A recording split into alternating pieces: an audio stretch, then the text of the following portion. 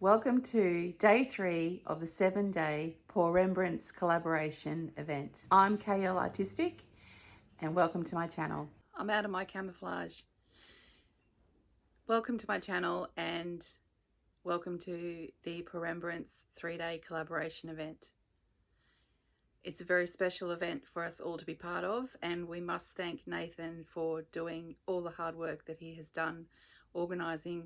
I think there's over 50 painters or artists within this 7-day event, so that's a massive thing. I'm going to talk about my inspiration and all the information of the painting that I create during the video, because we only have a 20-minute time slot. You would have just watched Feral Art, Kelly, and up after me is Jay Whitty. So make sure you do stick around and hit the notification bell on all the videos and enjoy.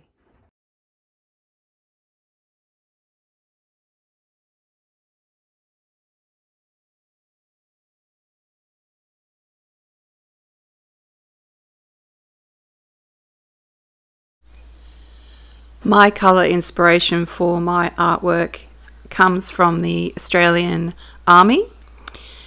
Back in World War II, basically, their colours, which were quite dark greens, and that's all I can really find because a lot of the photos are in black and white. I'm actually honouring one of my great uncles who I never met, my mother never met, and he never got to grow up. His name was Robert Trevor Twiss, known as Bobby with the family. He served with the Australian military in the Royal Australian Engineers, and he was one of over 2,000 prisoners of war of the Japanese, and he tragically lost his life over in the Changi prisoner of war camps in Borneo, and there is a memorial over there in Malaysia that I believe has his name on it.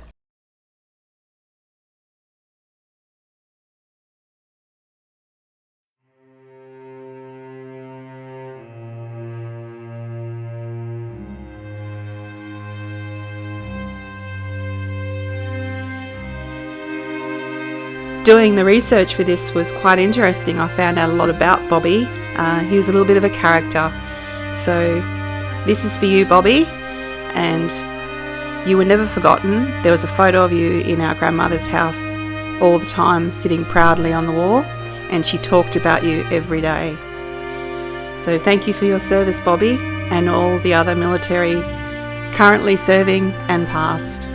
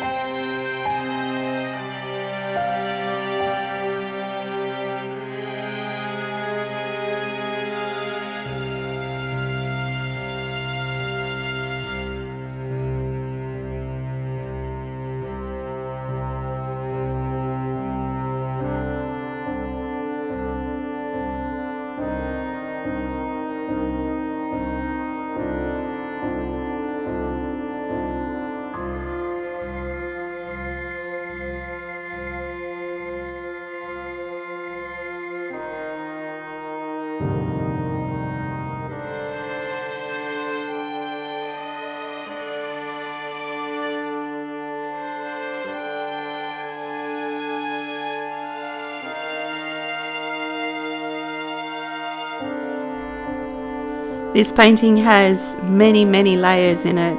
I took a long time to think about this process and what I wanted to do.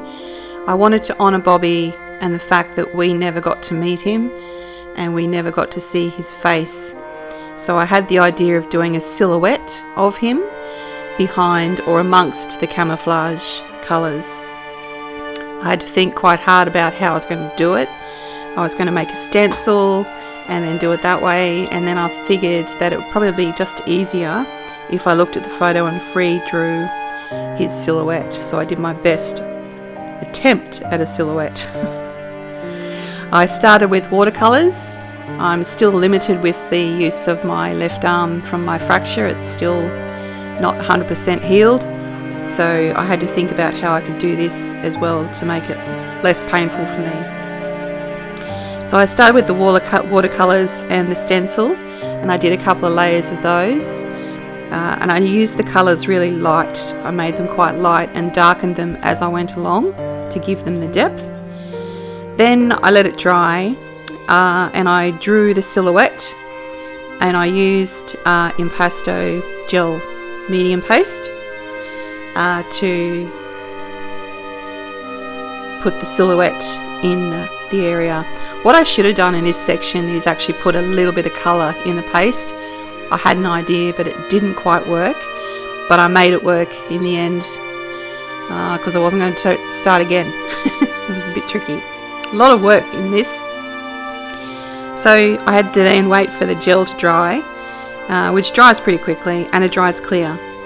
So then I got my watercolours, as you can see now, and I'm painting them over the gel, but they didn't quite behave the way I thought they would on the gel. I should have known, because it's now a plasticky feel, they don't sit well on it.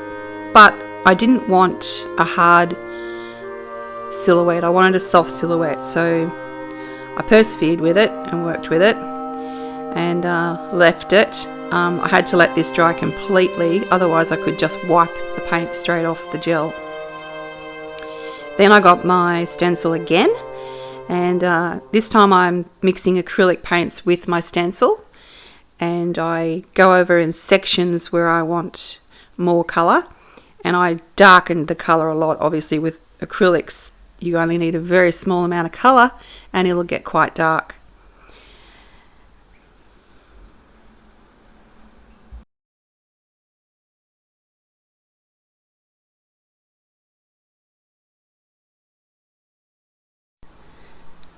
All the colours that you see me using in this artwork today were actually custom mixed by myself, so I can't tell you the names of the colours because I mixed them to what I thought looked the best military colours and camouflage colours. A lot of them were greens with a lot of grey, but there was also some siennas in there and what's the other one? Ochre. But yeah, I'm sorry, I can't tell you what they're called. I just mixed them until I liked the look of the colour.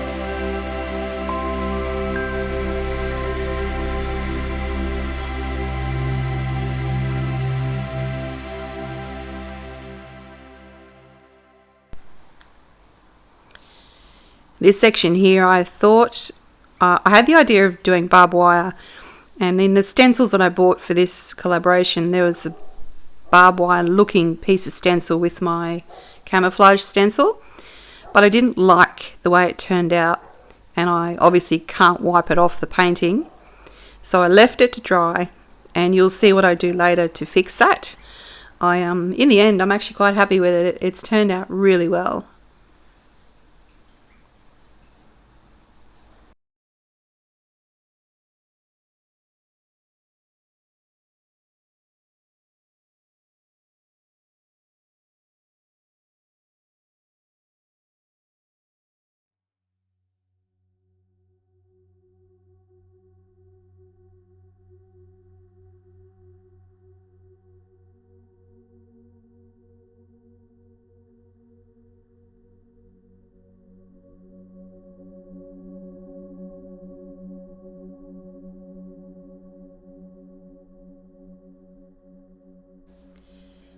Here you'll see that I'm actually using my sharp crafting knife to just lightly slice the where the gel has dried.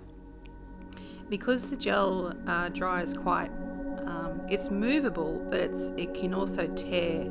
So when I pulled the tape off, I didn't want to rip and lift the paste off the actual painting itself, so I just did a light slice along the edges of the tape, which also helped just leave that nice clean line and not lift any of my gel off my artwork.